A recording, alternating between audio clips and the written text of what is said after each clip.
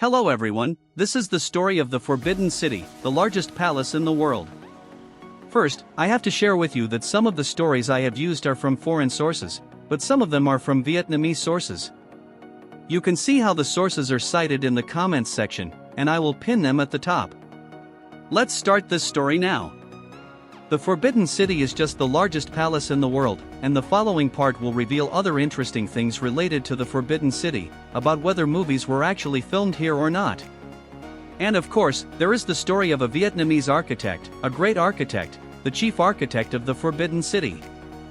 First, it must be affirmed that the Forbidden City was the residence of the Chinese emperors.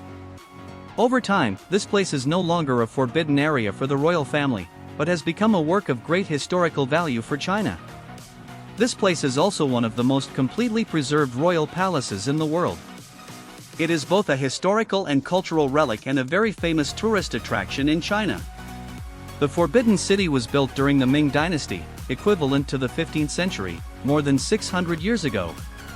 To build this massive structure, the Ming Dynasty had to mobilize more than 230,000 artisans and millions of other workers, as well as immigrant soldiers, including workers from Vietnam. The Forbidden City has an area of 720,000 square meters, which means its area is twice as large as the Vatican and 3 times larger than the Kremlin Palace in Moscow. Therefore, the Forbidden City was declared by UNESCO as the best preserved collection of wooden architectural works in the world. In terms of the specifics of the Forbidden City, it is 961 m long and 753 m wide, from north to south and from east to west. This place is surrounded by a 10 m high wall, and this wall is 3.4 kilometers long in total. There are also moats up to 52 m wide around it. According to legend, there are 9,999.5 rooms in the Forbidden City because the ancients believed that only the Jade Emperor was worthy of the number 10,000 rooms, but the king was close to that level and deserved the above number. The Forbidden City was built within 14 years with very high-quality Chinese materials such as Suzhou bricks, Anhui jade tiles, Fangshan gemstones, and precious woods from the south. This was the residence of 24 emperors, including 14 emperors of the Ming Dynasty and 10 emperors of the Qing Dynasty, with the last emperor being Puyi. The story of this emperor and the movie related to Emperor Puyi will be at the end of the video, so don't skip ahead. Most of the roofs of the palace are yellow, and this color symbolizes the Chinese imperial court. Yellow in the theory of the 5 elements means earth, the origin of all things, and according to ancient beliefs, yellow is the most noble color, the color of the imperial court, the color of the king. Today, you can visit the Forbidden City, but not all of its buildings. For example, since 2017, only 60% of the rooms in the Forbidden City are open to tourists and 40% of the rooms are still not allowed to visit. By 2018, more than 80% of the rooms were open to the public. This place welcomes 14 million visitors each year and a maximum of about 80,000 visitors per day. Why not open it all? Because not all the rooms are safe enough and not all the buildings have been fully restored for visitors to visit. There are many mysterious stories surrounding the Forbidden City. For example, people say that this place is haunted because there is too much negative energy, especially in the evening. Moreover, over the past 600 years, from the Ming Dynasty to the Qing Dynasty, there have been many assassinations that occurred behind the walls of the Forbidden City, and everything is still a secret, everything is still just the past. The more mysterious something is, the more people gossip. Next, we will come to some interesting facts related to the Forbidden City. As the residence of the king and the royal family, the first factor that needs to be mentioned is the safety factor. The Forbidden City is capable of withstanding super earthquakes, but first let's talk a little about security. For example, the foundation of the Forbidden City is paved with 3 m thick stone slabs to prevent intruders from below. And this also helps the Forbidden City's earthquake resistance to become better. Since its construction, according to statistics, the Forbidden City has experienced more than 300 large and small earthquakes. Among them was the terrible earthquake in the 20th century, the Tongshan-Dadasan earthquake in 1976. This earthquake killed more than 240,000 people in just 23 seconds. The epicenter area is only about 150 kilometers from the Forbidden City. Despite that, the Forbidden City remains safe and sound. To find out the cause, experts copied the architectural model of the Forbidden City. Then they tested it by simulating earthquakes with a magnitude of up to 10.1 on the Richter scale. During the earthquakes, the model's shaking became increasingly larger. The bricks inside gradually collapsed, but the frame of the Forbidden City remained stable. And after several tests, experts came to the conclusion that the reason lies in the pillars of the buildings not being buried deep into the ground. And this helps to ensure the overall flexibility of the palace. At the same time, the pillars do not suddenly break. Another important part is the Chinese Dogon-style architecture. This architecture does not need nails, does not need any adhesives such as cement, but it has very good load-bearing capacity and is extremely flexible. I will answer some curious things about the Forbidden City in the next part. The first thing is whether there is a toilet in the Forbidden City or not. During the Ming and Qing dynasties, there were no toilets in the imperial palace, and if people wanted to move around conveniently, they used potties. If you watch movies related to the character of the Hoa, then there are some very impressive scenes related to this story. At that time, a chamber pot would be used. Outside, there would be a thin sheet or a screen to separate it. Inside, there would be a pot, plants, and other spices.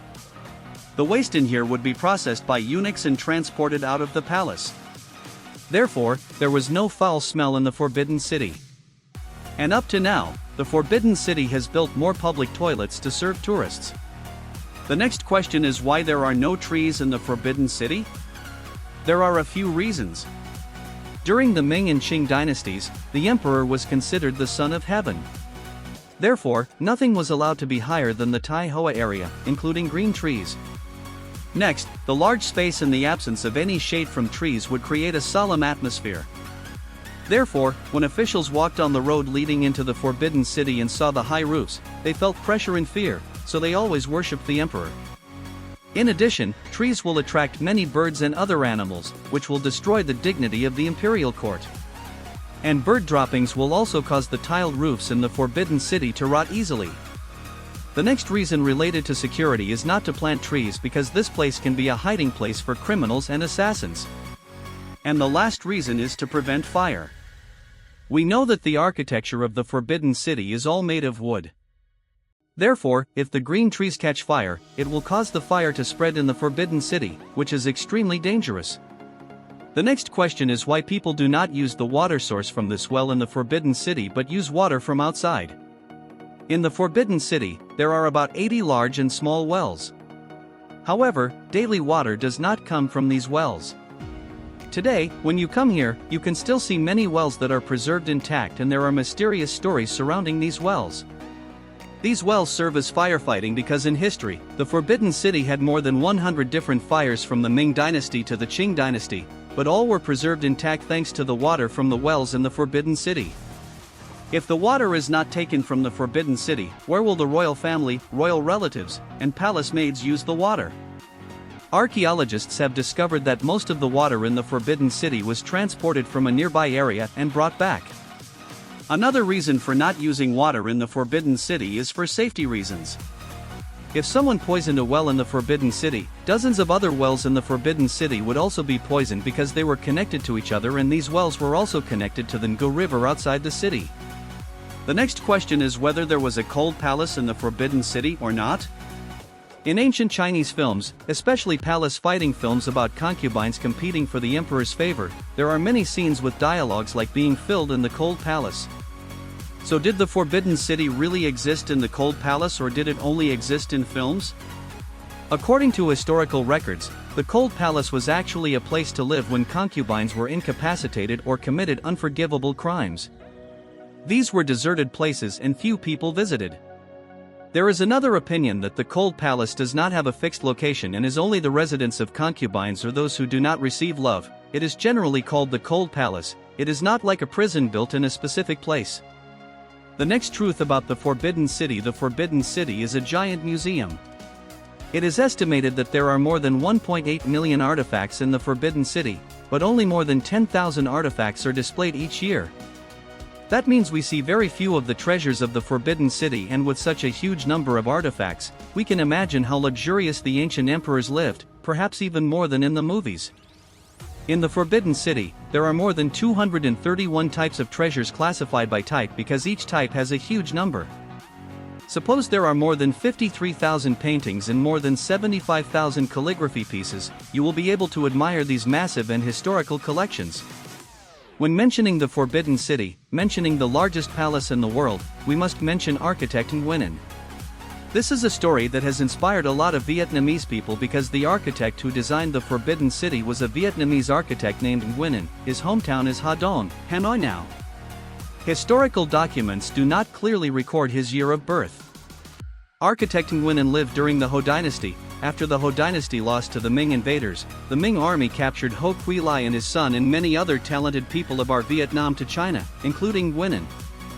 Thanks to his intelligence and cleverness, he was highly regarded by many kings to participate in designing and renovating important architectural works, the most important of which was the Forbidden City. The Forbidden City was certainly one of his lifetime works, along with flood control and many other works during his reign. During the time when the Forbidden City was built, Nguyen was appointed as the chief architect. Of course, he was not the only one who designed the Forbidden City, but he was the one who had the most important say in the construction of this great project. It can be said that from the design ideas, project development to personnel training, and construction supervision, he participated in everything. Certainly, Nguyen had the decisive say in the construction of the Forbidden City, but how influential he was, there is still some debate about the specific influence of Nguyen. And the final truth is that the Forbidden City is not for filming. Many people often mistakenly believe that films about the imperial palace, the Ming dynasty, and the Qing dynasty in China were all filmed in the Forbidden City. But that is not true. The film The Last Emperor was the first and also the last film allowed to be filmed in the Forbidden City. At the time of filming, this was the first time a Western film crew with a large number of foreigners was allowed to film in many places in the vast Forbidden City. So China had to apply many strict security measures throughout the filming process. If you have time, you should watch The Last Emperor to better understand the atmosphere of China during the period with the presence of Emperor Puyi. A long, sad, and historical film. Currently, most of the Chinese historical films that use the Forbidden City are filmed in Changhengdian. Changhengdian is located in Zhejiang province with a total area of 30 square kilometers and is divided into 9 areas corresponding to different historical periods.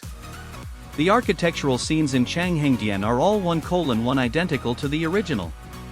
Currently, Changhengdian Film is the production site of more than 1,800 TV series and movies every year.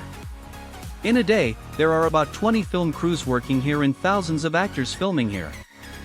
In this Hengdian town, there are more than 200,000 people and in general, 1 out of 4 people are actors, the rest are in logistics and other services related to filming. And that is the last thing I will mention in this story. Thank you for following the story of the Forbidden City, the largest palace in the world. If you find it interesting, you can click the subscribe button, turn on the notification bell and share. Please do not say goodbye.